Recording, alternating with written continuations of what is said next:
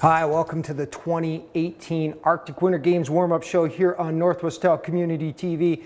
Now, the opening ceremonies of the 2018 Games are just a few weeks away at Hay River, Northwest Territories, but right now I'm at Sport Yukon in Whitehorse, which acts as a bit of a museum of Arctic Winter Games memorabilia that's been collected over the past 24 events. Over the years, the Games have been hosted across the north from Fairbanks, Alaska to Nuuk, Greenland, with stops in Shefferville, Quebec, Iqaluit, Slave Lake, Alberta, Kenai, Alaska, and even Pine Point, Northwest Territories, which no longer even exists as a community. Whitehorse has hosted the Games 7 times, Yellowknife 5 times, Fairbanks 4 times, and Nuuk, Greenland has even hosted the Games twice. What started as a sporting event, mostly for adults, has shifted over the years to focus on just youth participants from the circumpolar north.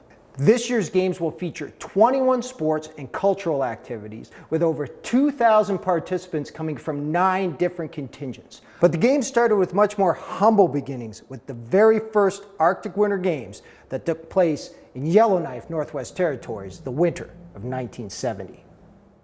The idea for the Arctic Winter Games began with the Northwest Territories Commissioner Stuart Hodgson and Northwest Territories Member of Parliament Bud Orange while attending the inaugural Canada Winter Games in 1967. The first Arctic Winter Games took place in Yellowknife in 1970 with athlete delegations from the Yukon, Alaska, and the Northwest Territories, which at that time encompassed the area that includes Nunavut today. The Games had 2 objectives. First, to provide an international competition for northern athletes to compete against athletes of similar background and ability, and second, to strengthen understanding and friendship among people of northern areas both through sport and cultural activities. 700 athletes and coaches from 10 sports paraded down Franklin Avenue in Yellowknife on March 9, 1970, and were welcomed by Prime Minister Pierre Trudeau, who officially opened the inaugural Arctic Winter Games. The athletes were awarded medals shaped as ulus, a uniquely shaped traditional Inuit knife blade, a tradition that continues today. Arctic sports were only a cultural demonstration event in 1970 and weren't added as an official medal sport until 4 years later at the Games in Anchorage, Alaska. The 2018 Arctic Winter Games are being hosted by South Slave, the region on the southern shore of Great Slave Lake in the Northwest Territories. Fort Smith is a town of almost 2,500 people on the Slave River at the historical portage location of the Pelican Rapids, in the region also known as Tubacha by the Slavey, Cree, and Chippewa, who called the place home for thousands of years. Fort Smith will be the host location of Arctic sports, basketball, cross-country skiing, curling, figure skating, women's hockey, snowboarding, speed skating, and table tennis. In late January, Sport North held the Team Northwest Territories trials for table tennis, dog mushing, and snowboarding in Fort Smith in order to test out some of the venues that are going to be used in the coming weeks at the Arctic Winter Games.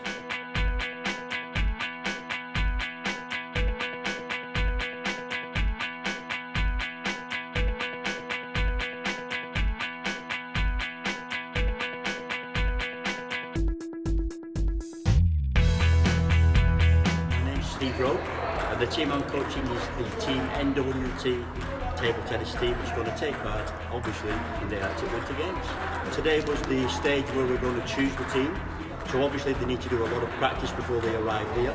And also we did some training sessions yesterday and today to give them a chance to hone their skills and give them a better chance to make the team.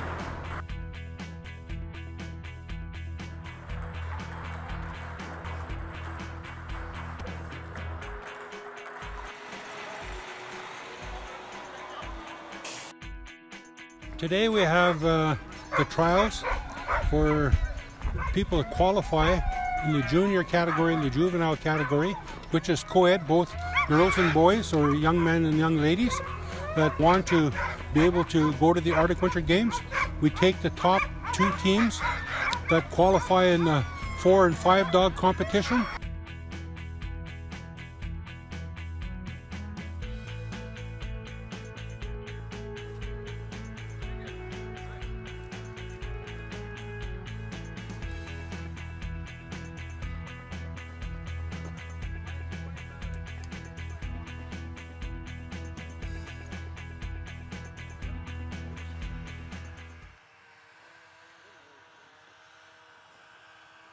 The other community hosting the Arctic Winter Games in 2018 is Hay River, Northwest Territories, a town of about 3,700 people, 300 kilometers northwest of Fort Smith. The 1978 games that were co-hosted by the communities of Hay River and Pine Point, Northwest Territories, are remembered today mostly for the extra effort the organizers put into the games' extracurricular activities. To begin, the games organizers had hoped to capture 300 live ravens to be released like doves at the opening ceremonies, but were unable to capture a single crafty raven despite weeks of attempted live trapping. The games boasted the first golf course in Arctic Winter Games history, and participants were invited to hit a tennis ball around the frozen 9-hole par 34 course. The Inukshuk Disco entertained athletes nightly, and the cultural exhibit featured Killy Frog and Millie Beaver promoting the national program of conversion to the metric system. The official government of the Northwest Territories reception had a theme of the fur trapping era, in which the only seating was spruce logs and the guests were encouraged to dress in bush clothes and moccasins, while they imbibed on high wine, a historical beverage consisting of equal parts brandy, rum, and sherry. For effect, over 20 live rabbits were also included as reception guests. But the most daring event was the Champagne Hold-Up, in which the passenger train en route from Hay River to Pine Point, carrying dignitaries that included Federal Sport Minister Iona Campagnolo and former Governor General Roland Michener, was held up by an outlaw posse on snowmobiles, and the dignitaries were placed in handcuffs. The bandits also delivered cases of champagne that the passengers drank northern style, straight from the bottle for the duration of the trip. In the high spirits of the moment, Minister Campagnolo quipped, "I think I'd like to keep these handcuffs and put them on René Lévesque."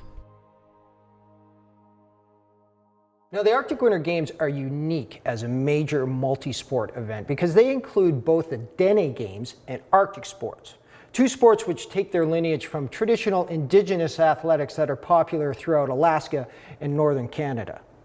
Arctic sports from the traditional northern coastal regions, and Dene Games from the inland northern Dene Athapascan people. We caught up with the Northwest Territories Dene Games team trials held in Fort Smith this past January.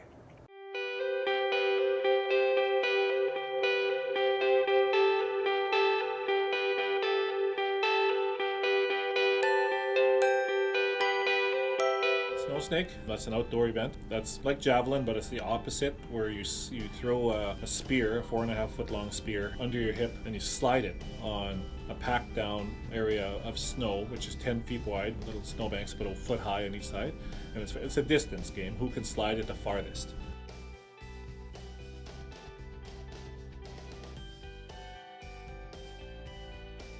The other individual game, which is stick pull, and that's a hand strength, gripping strength game.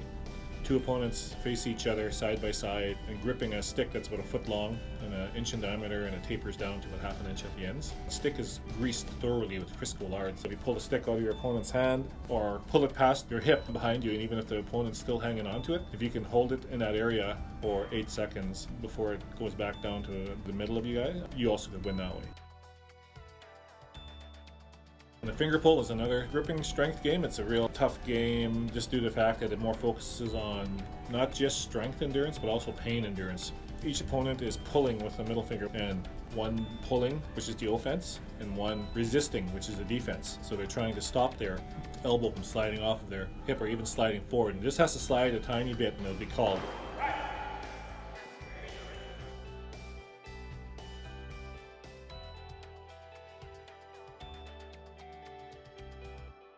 Arctic sports are derived from ancient tests of endurance, strength, and agility, popular with the coastal people of the North, who stretch from Alaska all through northern coastal Canada into what is now the Northwest Territories, Nunavut, northern Quebec, and Labrador. Our friends at the Inuvialuit Communications Society in Inuvik, Northwest Territory, helped compile this report of the team trials that were held in their community last month.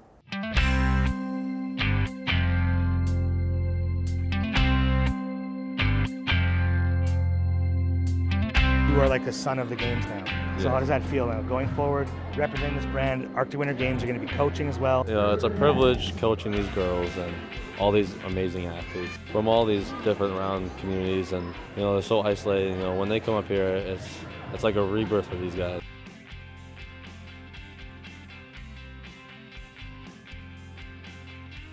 What's your favorite northern game? Triple jump.